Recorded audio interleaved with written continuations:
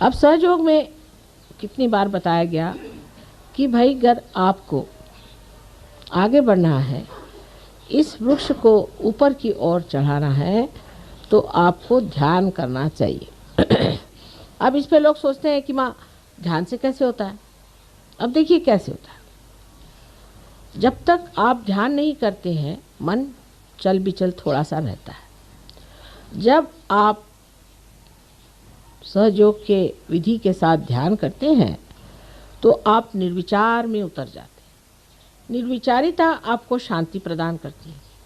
अगर समझ लीजिए एक पेड़ आप लगाइए, वहाँ रोज़ भूकंप हो रहा हो, तो क्या वो पेड़ पनप पाएगा?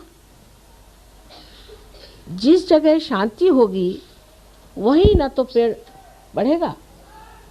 जहाँ अशांति है, जहाँ हर चीज़ हिल रही है, डावाडोल है, वहाँ क्या कोई पेड़ पनप सकता है?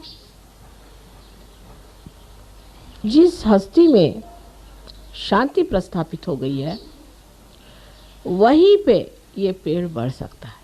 इसलिए पहले निर्विचारिता में उतरना पड़ेगा। उसके लिए ध्यान के सिवाय और कोई सा मार्ग मुझे नज़र नहीं आता। पहले ध्यान में स्थित होकर के अपनी निर्विचारिता हमें स्थित करनी चाहिए। कितने देर के लिए हम निर्विचार रह सकते हैं, ये सोचना चाहिए। जैसे अभी कोई सुंदर चित्र है, उसकी ओर आपने देखा और आप निर्विचार हो जाएं, तो सोचना चाहिए कि आपकी शक्ति बढ़ गई है।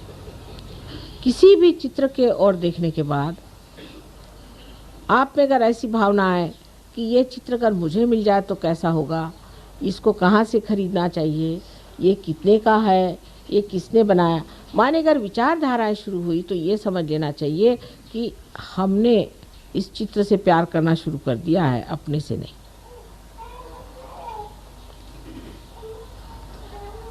जब तक हम ये कहते रहेंगे कि ये मेरा है, माने वो मैं नहीं हूँ, मुझसे अलग चीज़ है। तो जब अपने को हमें बढ़ाना है और इसकी पूरी वृद्धि करनी है, ग्रोथ करनी है, तो ज़रूरी है कि हम ध्यान में रहें और निर्विचारिता अपने अंदर स्थापित करें। जब तक निर्विचारिता स्थापित नहीं होती है, सहयोग बातचीत ही बातचीत रह जाएगी। जब तक हम अपने से ही प्यार नहीं कर सकते, तो हम दूसरों से क्या प्यार करें। लेकिन प्यार का अर्थ ये नहीं होता है कि अपने से प्यार करने का मतलब ये है कि हमारे बहुत सारे रुपए पैसे इकट्ठे हो जाएं, या हमारे पास 10-12 मोटर गाड़ी हो जाएं और हम बड़े आराम से घूमते फिरते रहें। ये जो लोग पा भी लेते हैं, वो भी आप जानते हैं माँ के पास आते हैं और कहते हैं कि माँ इसका कुछ इलाज करें, हम तो भर पाए, वो भी सुखी नहीं। ज़रा दरवाज़ा बंद कर लीजिए आवाज़।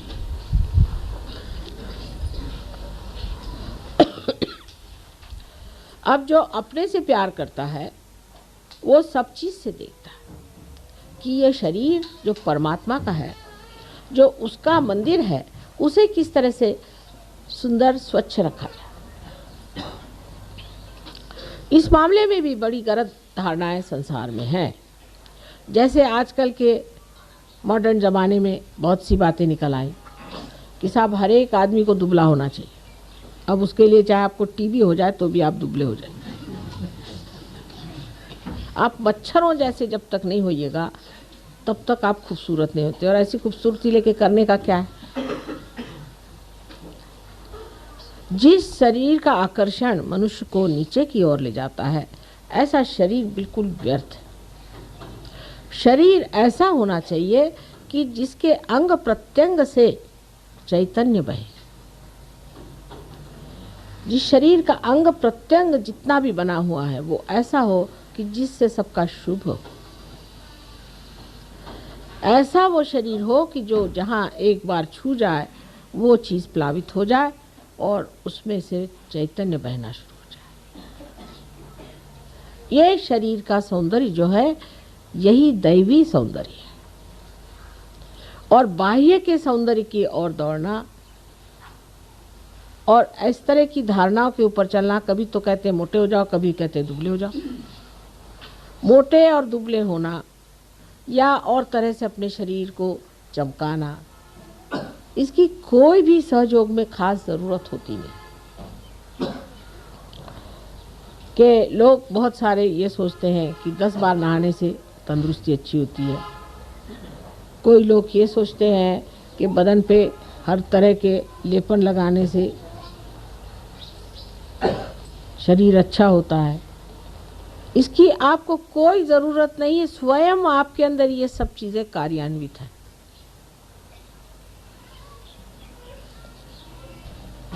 ध्यान ये देना चाहिए, क्या हमारे शरीर की यष्टि ऐसी है कि इसके अंग प्रत्यंग से पवित्रता बहती है? हमारी ओर देखकर लोगों को क्या पवित्रता की भावना आती है कि अपवित्रता की? इसीलिए बहुत बार मैं आपसे कहती हूँ कि जो परंपरागत हमारे अंदर कपड़े आदि का व्यवहार बताया गया है, उसे आप इस्तेमाल करें। ये हजारों वर्ष की तपस्या से पाया हुआ एक बड़ा भारी धरोहर हमारे पास है, हेरिटेज है। और उसकी परंपरागत जो चीज़ें हैं उनको संभालने का प्रयत्न। परंपरागत जो कलाएं हैं, परंपरागत जो आभूषण आदि हैं, उसके जो वस्त्र आदि हैं, ये हजारों वर्षों से हमारे देश में परख के पाए हुए हैं। उनको आपको इस्तेमाल करना चाहिए, उसका उपयोग करना चाहिए। लेकिन हम लोग इतने अभिभूत हैं पाश्चिमात्य देशों से कि हम अपनी जो कुछ भी संस्कृति है, संस्कृति जो पवित्र बनी हुई कृतियां हैं, उसको भूल करके बाहर की चीज़ों को अपना लेते। और इसी से हमारे अंदर जो चीज़ अत्यंत महत्वपूर्ण है, जिसे हम आत्मा कहते हैं, उस पे आवरण पड़ जाते हैं। अपने देश की हजारों वस्तुएं ऐसी हैं जो आत्मा को सजाती हैं, दबाती नहीं। लेकिन हमारी दृष्टि बाह्य की ओर जल्दी जाती है। उसकी भी वजह है, मनुष्य होने के नाते दृष्टि बाहर जाती ही है। एक बार आपसे समझाया था मैंने कि ऐसा क्यों होता है। लेकिन जब हम अपनी ओर दृष्टि ले जाना चाहते हैं तो मन ही मन मुस्काते हैं और सोचते हैं कि कितना सुंदर है अंदर, कितना पवित्र है अंदर, कितना आनंदमय है। इसको छोड़ करके हम और क्यों भटक रहे हैं?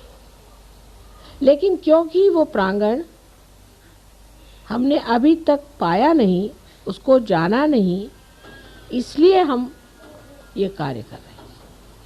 इसीलिए हम अपने को इतना प्यार नहीं कर पाते। ऐसी चीज़ों को प्यार करते हैं जो हमारी आत्मा को धूसर करते, हमें दिखाई न दे।